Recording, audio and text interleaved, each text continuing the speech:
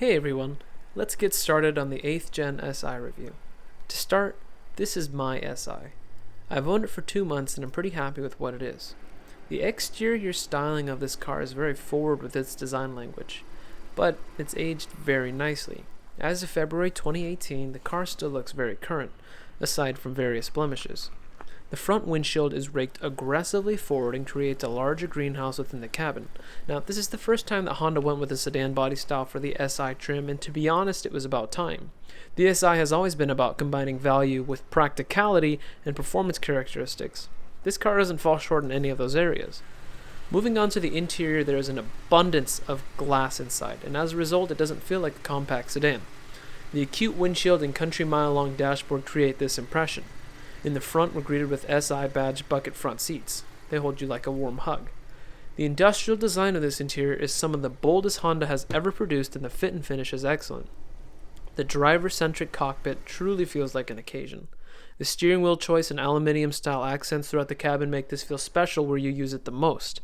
Now, this interior actually feels like the work of a designer, not a committee, which is rare to say of corporate Japanese manufacturers. The HVAC and radio controls are very ergonomic. They're tilted up towards your fingertips and cascade towards you like a gentle hill. Now, making adjustments while driving is intuitive and second nature. All the detents and controls feel solid and not faux refined. This whole interior is grade A in ergonomics. Coming from an EG hatch, it seems as Honda has listened to its consumer base and added more storage compartments. These are some of the best cup holders I've ever used. Subaru has just started using a hideaway tray, and Honda did it in 2006 with the Civic. The shifter is cable actuated, and while it doesn't transmit everything, it does have clear and defined gates. Unfortunately, Honda sent many of these SIs out with transmissions that eat synchros, and at times it will refuse to accept a gear shift. One of the most underrated parts of this car is the e-brake location and usage. It's extremely ergonomic body articulation, and I would love to see it in more cars. This twin-tier dash is addicting. It's so natural to use, and it's in your peripheral vision at all times. It keeps everything linear with this vehicle top to bottom. In fact, this seems to be a recurring theme with this car. Even the power band is linear. This was the last high-revving all-motor Honda. Now, we may never see an 8,000 RPM red line from them again. With a 197 horsepower K20 Z3 and a helical limited slip differential standard from factory, this is one of the best of the old world of Honda. The packaging of this vehicle does not feel like it's built to a cost. It feels like someone's dream design came to life, from the exterior styling to the interior to the engine choice. Now, the SI sedan is 200 pounds heavier than the RSX Type S, but much of that weight is spent on strengthening the chassis. Coming into the back seat, there's so much room compared to any Civic or any compact sedan in the class. There's ample head and legroom, and the flat load floor makes this interior very flexible for a sedan. To fold down the rear seats, you gotta use a latch in the trunk. Only then can you use the 60/40 rear split folding seats. Now, this can make moving things really easy, especially if you're trying to hide from your own responsibilities. Now, an adult male can get through the 40 section, but I recommend that you use the 60 split. Now, this is a test drive of the car. I apologize in advance for the shakiness in the camera. I don't have the best mount, but I'm going to try to make it work with this video. Now, coming from my experience of driving D-Series Hondas and B-Series Hondas, the K-Series Honda has so much torque down low and throughout the power band, instead of a single crossover change because of the variable valve timing and the electronic timing for the ignition. It feels like there's a 3-stage VTEC in terms of performance.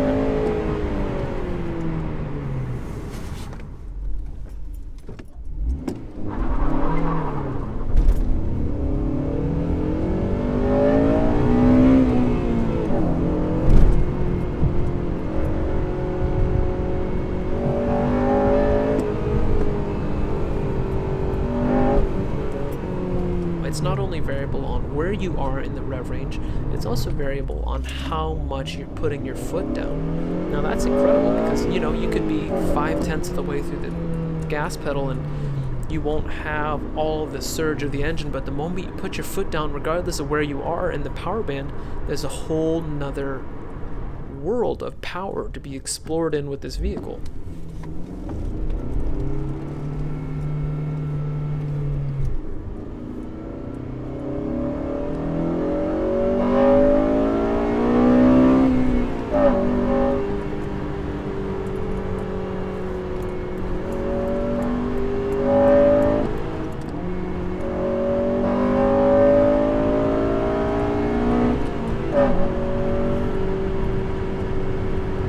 Cussing in traffic is an occasion. Now, the power won't sink you into your seat, but there's a special way that a car behaves above 6,000 RPM that can't be described or replicated.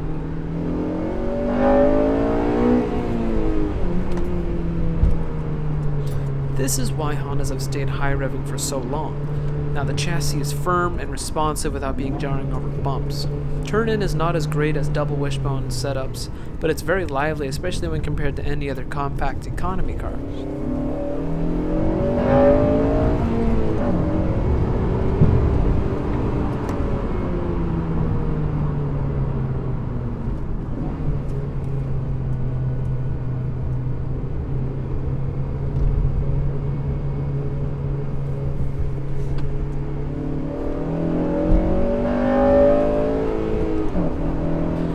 The rear suspension can step out in the rain if you provoke it with lift-off oversteer. Now here's the beauty of Hondas.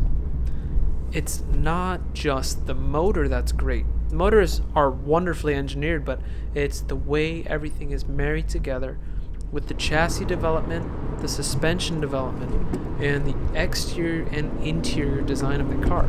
People constantly make the mistake that an engine is what makes a proper driving experience, or the way that the car looks, or the way that it handles. What makes a proper driving experience is how well somebody or the manufacturer combines all of these things together. It's the way the engine sings, it's the way that the car handles in the corners, it's the way that the exterior demands emotion from you, it's the way that you interact with the interior of the car. This is what Honda gets done so well. It's, if you just examine the motors, it's not substantial. If you just examine the handling, it's not substantial. But when you view the whole package as one thing together, then you'll understand why Hondas are so popular among high-level tuners and low-level tuners.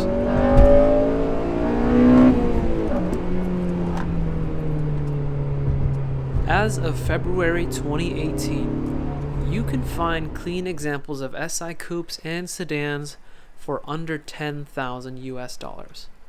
Now that is a pretty decent bargain, and I think it's a small price to pay for the last of its kind. Thank you for watching.